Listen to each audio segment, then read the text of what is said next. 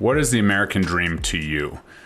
The truth is, it's often associated with homeownership and how that kind of mixes into the big vision of your opportunities here in this country.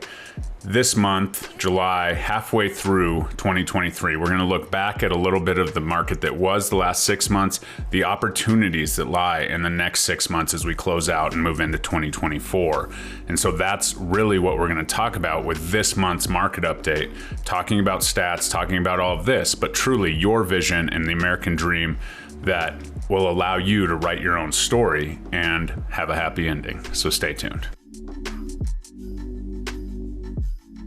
So for writing our own story, are you experiencing a little writer's block? I would be honored to meet with you and talk to you about your situation and really dive into the market stats. I am an expert in the real estate market stats. I study them, especially locally here in the Denver and the Suburbs market area. And I would be honored to sit down with you and look at the information and see what options you have. Escalating your American dream every single day would absolutely make my day. If you're interested in that, please book a call below in the calendar link or shoot me a text anytime and we can carve out some time and dive into your story. So welcome to the market update. Jeremy Kane, eXp Realty and living in the Denver suburbs on YouTube. Please like, comment, subscribe, share this with anybody that might be interested or have questions about the market as we really dive in. So what has the first half of 23 been like? When talking to a ton of real estate professionals, it's either been Jekyll or Hyde, right? Some people have had, positive outlooks, some people negative, some people record years, some people not so much. And so judging from the real estate professionals that I have talked to, it's kind of dependent on about who you ask and what's going on in their hyper-local market. So what's my story? 23 closed transactions, and it's not really the metrics that I'm after. That is 23 people that I have assisted either enter or exit the market, exiting, maybe creating a legacy that will, live on for many years. Those entering the market, just getting a roof over their family's head and getting some footing so that they do have options down the road. And when we really dive into it, is the American dream really home ownership, or is it just the fact that you have options or the freedom to aspire to do the things that you want to do throughout your lifetime? So as we dive in, what is your story? Okay, we talked about the agents, we talked about my story. You have the pen in your hand and you have the ability to write your story, and it can end however you want. You can take the real estate headlines and you can, take all of this information, but truly, unless you have a real estate agent on your side to really guide you through those, ups and downs and understand where they fit in and the part that they fit into their own American dream, this is something that we can absolutely talk about. So you have the pen in your hand. What are you going to write? Whether it's just a roof over your head to get your family, out of the cold, or it's, using and real estate as a catalyst to build your wealth overall, these are all options and you have the power. So let's kind of look at it. Many of you know my story, okay, relating to me. First house at 19, second house at 25, lived in both of those houses as primary residence, kept the one from, 19 for many years. And now I've leveraged those two homes into an entire real estate portfolio that has absolutely been able to catapult my family's future into a different stratosphere, right? Ed Mylett often talks about being the one in your family tree that changes the financial trajectory for generations to come. That is what I am able to do based on real estate, right? And I would love nothing more than to help others achieve the same thing. And that's why I'm so bullish on the real estate investment. That's why I'm so in tune with the real estate market, so that I am an asset to all of those that follow me in order to, make the appropriate decisions and absolutely escalate their wealth over time using real estate. And so with that power and with that knowledge in your hand, you can write your own story and you can take your American dream and provide yourself with options. And at the end of the day, change your perspective on the American dream as just home ownership or just the dream job or whatever, and say, okay, the American dream is just truly having options when I get to different stages of my life. And real estate is absolutely the vehicle to do that. And so we're going to dive into the market stats and we're going to talk about opportunities lost, opportunities gained, and so that you can be the author of your own story and continue to write chapters and level up as we go. So let's get into the stats. Looking back over the last 6 months, the first half of 2023, there were 13 positive weeks with higher mortgage applications and 12 negative, or pullbacks in mortgage application numbers. Mortgage application numbers are just a general idea of buyer demand. Well, over the last, 6 months since the beginning of the year, buyer demand is up 7% overall, which is kind of counterintuitive to what we've been hearing on the news. Obviously, with the interest rates, bouncing between, 6 and 7%, we've definitely had, a kind of unstable, and everyone's worried about affordability, and everyone's saying, now's not the time to buy. However, we've seen a 7% increase. So there are people out there making the move and, taking that next step forward and writing that next chapter of their story. So there's two kind of different crowds out there. The ones that are balking at the 6 to 7% interest rates and saying, let's get in, it's my time. And the 64% of buyers who are waiting on the sidelines, just watching the other 21,000 plus people who have decided to purchase a home in the Denver market over the last 6 months and wondering, why is their story different? Why are they making the move right now? Why are they confident and I'm not? And oftentimes when we're talking about this, we struggle to really put real numbers to this. Given the rise in interest rates from 5.5 to 7, that adds an additional $418 a month to your monthly payment. That coupled with the 44% tax increase, property tax increase that we've just had, this is a huge number when it comes to, monthly payment. We're talking close to $1,000 of more money, just not even for the principal and interest payment, but just for the extras that kind of get tacked onto that mortgage piece. Not to mention the summer storms in Colorado that we've had will ultimately lead to insurance increases. So you're kind of getting hit with all things at this time. And so how's that going to affect your affordability? How's that going to affect your opportunity? Well, the truth is we just have to kind of level up our thinking. The cost of living is obviously increasing with inflation and all the things.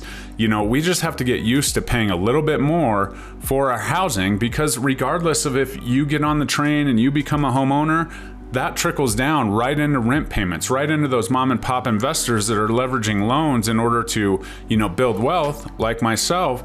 They're going to have higher costs, and that's going to get passed on to the tenant. So eventually you, no matter what stage you're in, are just going to have to put more money towards your home, which is often uncomfortable, right? Maybe we do have to get a second job. Maybe we do have to improve, our career or whatever that may be. But just know that bottom line is a trickle down effect. As taxes increase, it costs more. That's going to be handed down as leases kind of continue to expire and then get rewritten. So the fact that all of this is coming, and you say, well, that's just for home buyers, I'm not going to do that, I'm safe, is absolutely incongruent thinking. So with all that said, and the big number here is the 64% of the buyers on the sidelines, what happens when the floodgates open? What happens when the interest rates, trickle down a little bit? Well, that's going to increase the competition, obviously 600% or so, with 64% of them being on the sidelines. So here they all come, they're rushing to the market. You still have the people that are about, through their life stages that are coming to the market just because of their age, graduating college and getting that first job. And so that pent up demand is going to open the floodgates. With that said, are already really, really low seasonal, historically low inventory. That's going to wash that all up. That's going to drive prices up. The strong will survive. And, to be honest, what's that look like? What's that look like for the first time home buyer after those floodgates open? We'll talk about that in a second. So now moving on to the real estate stats, as seasonality sets into our market through the summer, as it typically does. Typically the first half is extremely hot, and then it kind of trickles down a little bit as we finish out the year. We're still seeing an early descent in purchases, with just over 4,000 homes being sold in June, which is seasonally low, making an early descent into the summer. Usually we don't see it fall off till July. And so those that that did jump in and purchase, at this 2% median discount, right? 2% prices are down. The median price is down 2% from July last year. That, mixed with the 11% appreciation that we've seen year to date, quickly squashes that 2% discount that anyone, was waited for. And so as you're listening to this, that 2% discount is long gone. And as we continue to see, the prices increase due to lack of inventory and a higher demand, the 7% increase in mortgage applications, that's where, we have to stop and think, like, what's this mean for my story? Where's my entry point, right? And that's something to really consider, is where's my entry point, and where, what am I missing out on? Because, obviously $3,000, $4,000 a month in a mortgage or rent is absolutely, a big deal. And I'm not here to say it's not.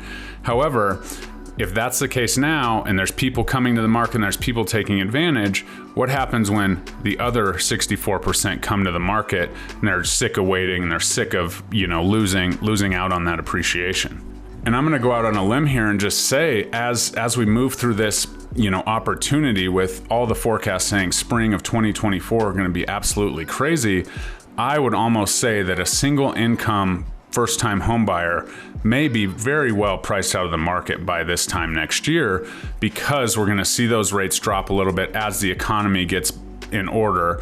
We'll see that positivity come to the real estate market, and the confidence will continue to build, and then the interest rates will come down a bit, and then people will flood to the market, and then prices will just continue to appreciate. So, and we're always going to have in the back of our minds, well, we can't have those mortgage rates, get into 3s and 4s, because it caused this kind of gridlock, and all of the, mortgages with locked in under 3 and 4%, where that affordability is, and it's making that jump to that move up home a lot bigger. And so as we kind of make our way through this, season, I would imagine after that next flood comes to the market, those, entry-level homes, now kind of under 500,000, maybe 600 or 700. And so what's that look like? Regardless of the savings with your little interest rate, decrease, and then you have to pay that higher price for the home, you're going to be, in trouble, especially on that, first-time home buyer income, if it's a single income, causing, all kinds of things, right? Friends to purchase homes together, and, not husbands and wives and whatever, and see how that kind of trickles down, and how that's going to change and shape our market as we move forward is absolutely something to consider, because that's just a bigger headache, right? When you have to split, when you're not friends anymore, when, one person goes off and gets married and the other one doesn't. What's that look like as far as that asset, if we're having to kind of pull the strings on getting as many people together on a loan as possible? And so that single income first time home buyer, as we continue to see the appreciation, which we will absolutely see, this may be one of the last opportunities for you to really take advantage of the market as we head into the second half of 2023. And, we're going to see the seasonality kind of come back, right? We're going to see, inventory creep up. We're going to see days on market creep up. We're going to see close to list kind of creep back. So this little stagnation, although it's not a drop, this flatlining and maybe this distraction of the summer season or whatever brings less people to the market, less competition, allows you to get in. And, as you get in, we'll see how that fares. Because if I'm, sitting at home right now paying a rent, and maybe I have 6 months left in my lease, well, when this year turns over and spring starts in the Colorado real estate market come January, which is kind of a weird deal. Maybe we won't talk about it as, the spring market, maybe just the 2024 market. And, all that comes to the market, then what? Then what's that going to look like? We have a little bit better interest rate, but now we have to compete with 10 offers. That's going to escalate the price. Any savings for waiting might just be gone right there. So let's talk about the Fed rate and homeownership. I know that people, before would say, oh, the rate's zero. What's this, 3 or 4% interest rate? The Fed rate is, not directly tied to mortgage interest rates, but what it is directly tied to is the short-term, loans, your HELOCs, your car loans, your credit card interest rates, and all of those things. So as that continues to rise, some people are caught, red-handed. HELOCs, that minimum payment's going up. So if you took advantage of the HELOC and you have so much equity and you're pulling out, well, now all of a sudden your payment's going up. And so maybe since inflation is a little bit curved and we're, not seeing as higher prices at the grocery stores and gas and all of the things that inflation kind of affects in the day to day, well, now those minimum payments are rising. And so the difference between, a HELOC, a homeowner, and a credit card payment, or a renter paying their bills and their provisions, their monthly, requirements on that credit card, they have no options. As a HELOC, maybe we could pull back and, you'd hate to see that record low interest rate go away, but maybe you're getting pulled in a direction where maybe it makes sense and we have that conversation. Okay, let's refinance it all back into our home, still accessing that equity, not having it as liquid as a HELOC or a home equity line of credit, but the bottom line is, when you're writing your story, homeownership definitely gives you options in these uncertain economic times. So you may ask, Jeremy, where's it all come from, right? What are we going to do? Well, when you step back and look at it, baby boomers have a net worth of $74.8 trillion, 19 trillion of which is in real estate. Gen X has a $39.9 trillion net worth. And then right behind them, the millennials have a $7.8 trillion net worth. So as you can see, as time permits, you kind of step up. But notice that $19 trillion, almost 50% of what the next generation's total wealth is held in home ownership and real estate by the baby boomers.